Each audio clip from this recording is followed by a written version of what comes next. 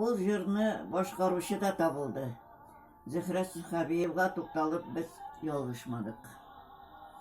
Зөһрә аны киң күкрәк тавышы белән моңга бай итеп, тирән мәгънәле итеп башкара. Омар Баширов әйтә, Җиргән чишмә җырының музыкасын язарга алынганнан соң, берәр атнадан Сара ханым аңа көй язуы хакында әйтте.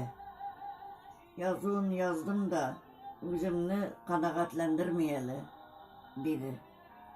Икенче атнада җыелышта очратып, яңадан шул хакта сүз кузгатты. Синеңчә, ул җырның көе ничегрәк булырга тиеш, диде.